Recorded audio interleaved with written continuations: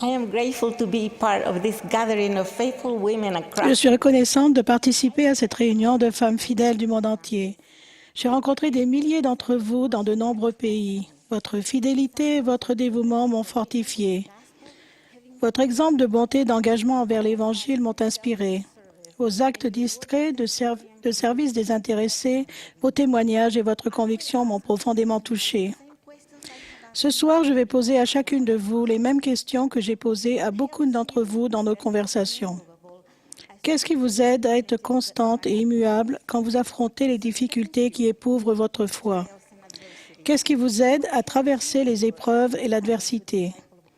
Qu'est-ce qui vous aide à persévérer et à devenir une vraie disciple du Christ? Voici quelques-unes de vos réponses. Votre certitude que notre Père céleste vous aime et se soucie de vous. Votre espérance que grâce au sacrifice expiatoire de Jésus-Christ, toutes les bénédictions promises aux fidèles leur seront accordées. Votre connaissance du plan de rédemption. Aujourd'hui, je vais développer ces déclarations issues de votre cœur. Dans Romains, il est dit, « L'Esprit lui-même rend témoignage à notre esprit que nous sommes enfants de Dieu. » La première fois où je me rappelle avoir senti avec certitude que mon Père céleste me connaissait, m'aimait et se souciait de moi, a été quand je suis entrée dans les eaux du baptême à l'âge de 15 ans.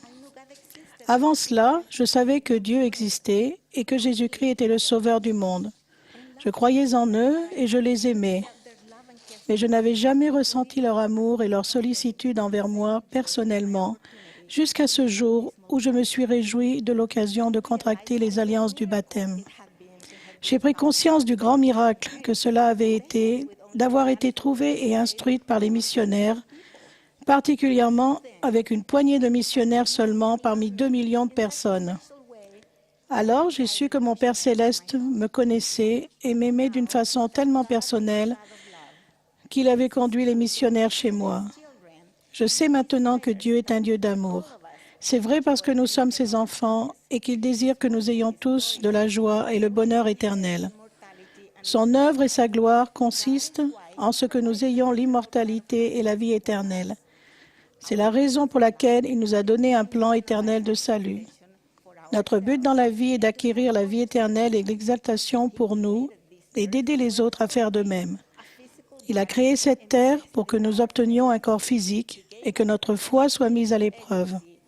Il nous a fait le don précieux du libre arbitre, grâce auquel nous pouvons choisir le chemin qui mène au bonheur éternel. Le plan de rédemption de notre Père céleste est pour vous et moi. Il est pour tous ses enfants. Dieu créa l'homme à son image. Il le créa à l'image de Dieu. Il créa l'homme et la femme. Dieu les bénit et leur dit, « Soyez féconds, multipliez, remplissez la terre. »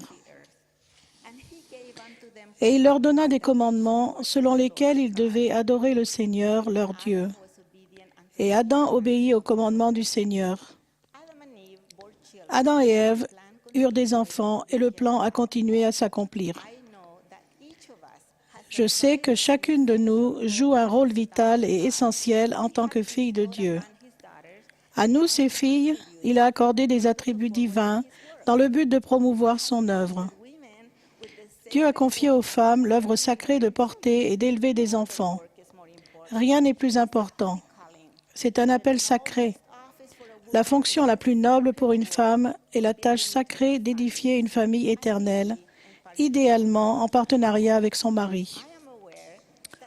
Je suis consciente que certaines de nos sœurs n'ont pas encore reçu la bénédiction d'être mariées ou d'avoir des enfants.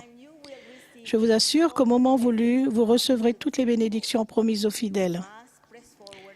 Vous devez marcher résolument, avec constance dans le Christ, ayant une espérance d'une pureté parfaite et persévérer jusqu'à la fin pour avoir la vie éternelle. Dans la perspective éternelle, les bénédictions manquantes ne sont que pour un peu de temps. De plus, vous n'avez pas à être marié pour respecter les commandements, ni édifier votre famille, vos amis et vos voisins. Vos dons, vos talents, vos aptitudes, vos capacités et vos points forts spirituels sont bien nécessaires dans l'édification du royaume. Le Seigneur compte sur votre volonté d'accomplir ces devoirs essentiels. Le Seigneur dit, « Je ne t'oublierai point. Voici, je t'ai gravé sur mes mains, tes murs sont toujours devant mes yeux. Le Seigneur vous aime, il connaît vos espoirs et vos déceptions. Il ne vous oubliera pas parce que vos douleurs et vos souffrances sont continuellement présentes à son esprit. La plus grande preuve de l'amour de Dieu pour nous a été qu'il a été disposé à envoyer son Fils bien-aimé, Jésus-Christ, expier nos péchés, être nos sauveurs et notre Rédempteur. Dans Jean, nous lisons « Car Dieu a tant aimé le monde qu'il a donné son Fils unique afin que quiconque croit en lui ne périsse point, mais qu'il ait la vie éternelle. » Le Sauveur dit « Comme le Père m'a aimé, je vous ai aussi aimé. » Le fait que Jésus-Christ était disposé à être l'agneau du sacrifice est la preuve de son amour pour le Père et de son amour infini pour chacun de nous. Ésaïe décrit la souffrance du Sauveur. Ce sont nos souffrances qu'il a portées. C'est de nos douleurs qu'il s'est chargé. Il était blessé pour nos péchés, brisé pour nos iniquités. Et c'est par ses meurtrissures que nous sommes guéris. Le Seigneur lui-même a déclaré « Moi, Dieu, j'ai souffert ces choses pour tous, afin qu'ils ne souffrent pas s'ils se repentent. » Il a rompu les liens de la mort et a permis que tous les hommes ressuscitent. Il nous a fait don de l'immortalité. Jésus-Christ a pris sur lui nos péchés. Il a souffert et est mort pour satisfaire aux exigences de la justice, afin que nous ne souffrions pas si nous nous repentons. Nous montrons que nous acceptons Jésus-Christ comme notre Sauveur quand nous plaçons notre foi en lui, que nous nous repentons de nos péchés et recevons les ordonnances du salut requises pour entrer à la présence de Dieu. Ces ordonnances du salut symbolisent les alliances que nous faisons. Les alliances d'obéissance à ses lois et à ses commandements nous lient à Dieu et fortifient notre foi.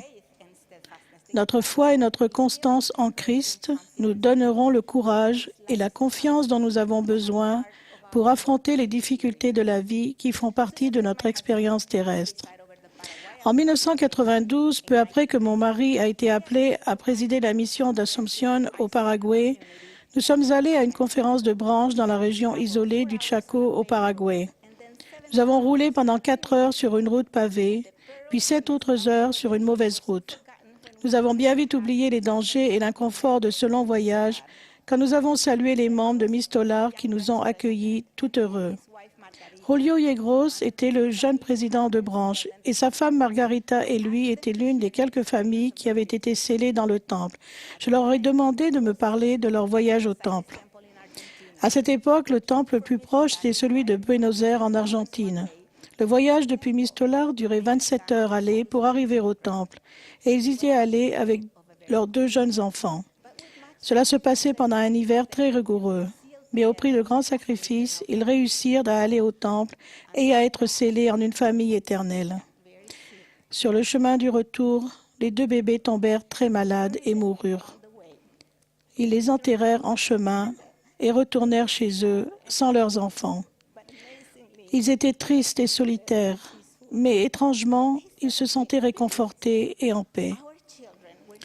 Ils racontèrent ensuite « Nos enfants ont été scellés à nous dans la maison du Seigneur. Nous savons que nous les aurons à nouveau avec nous pour toute l'éternité. » Cette connaissance nous a donné la paix et le réconfort. Nous devons rester dignes et fidèles aux alliances que nous avons faites dans le temple et nous serons réunis tous ensemble. Comment accroissons-nous notre foi et notre espoir pour être comme ces membres fidèles du Paraguay? Comment fortifions-nous notre foi dans les affirmations que nous avons entendues de nombreuses fois de tant d'entre vous, que vous croyez en l'amour de Dieu à votre égard, que vous êtes certaines que vous recevrez ces bénédictions et que vous comprenez le plan de rédemption par le Sauveur Jésus-Christ et votre rôle important dans son plan? Je suggère 4 choses qui m'ont aidé. La prière, l'étude des Écritures, l'obéissance et le service. La prière est le fait de communiquer avec notre Père céleste. Lorsque nous prions, nous affirmons notre foi en lui et en son pouvoir de nous bénir. Dans Alma, nous lisons « Consulte le Seigneur dans toutes tes actions et il te dirigera dans le bien. Oui, lorsque tu te couches le soir, couche-toi dans le Seigneur, afin qu'il veille sur toi dans ton sommeil. » Et lorsque tu te lèves le matin, que ton cœur soit plein d'actions de grâce envers Dieu. Et si tu fais ces choses, tu seras élevé au dernier jour. L'étude des Écritures. La connaissance et la compréhension du plan de notre Père céleste nous aident à savoir qui nous sommes et ce que nous devons devenir. Le Seigneur a dit, « Vous sondez les Écritures parce que vous pensez avoir en elles la vie éternelle. Ce sont elles qui rendent témoignage de moi. » Chaque femme a grand besoin d'étudier les Écritures. Lorsque nous connaissons mieux la vérité des Écritures, nous pouvons les appliquer dans notre vie et avoir plus de pouvoir pour accomplir les desseins de Dieu. La prière personnelle et l'étude des Écritures quotidiennes ouvrent aussi notre vie à l'influence et au pouvoir du Saint-Esprit. L'obéissance. Le Seigneur a dit, « Si vous m'aimez, gardez mes commandements. » Notre obéissance fidèle nous aide à acquérir les attributs de la divinité et à changer notre cœur. Dans les Doctrines et Alliances, on nous conseille, « Attache-toi aux alliances que tu as faites. Garde continuellement mes commandements et tu recevras une couronne de justice. » Notre engagement à suivre l'Évangile nourrit notre foi et notre espérance en Jésus-Christ. Le service. Nous avons de nombreuses occasions de le servir. On demande à chaque sœur de rechercher et d'aider les pauvres et les nécessiteux autour d'elle. Les pauvres et les nécessiteux, ce sont aussi les gens qui ont des besoins spirituels et émotionnels. Chacune a aussi été chargée de sauver ses morts, ce que nous faisons en travaillant à notre histoire personnelle ou en faisant l'œuvre du Temple. Nous avons reçu le commandement de parler de l'Évangile aux autres et il y a de nombreuses façons de participer à l'œuvre missionnaire. Toutes ces choses représentent des façons de servir le Seigneur. Le Seigneur attend de ceux qui sont forts qu'ils fortifient les faibles et votre propre foi sera fortifiée, tandis que vous fortifierez ses enfants et veillerez sur eux. Je sais que notre Père céleste aime parfaitement, individuellement et constamment chacun de ses enfants.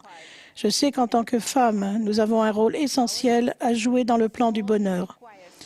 Tout ce qu'il attend de nous, c'est le meilleur de nous-mêmes, et chacune de nous est nécessaire à l'édification du royaume. L'expiation est réelle. Jésus-Christ est notre Sauveur et notre Rédempteur. Je témoigne que si nous sommes fidèles et persévérons jusqu'à la fin, nous recevrons toutes les bénédictions de notre Père céleste, même la vie éternelle et l'exaltation. Au nom de Jésus-Christ, Amen.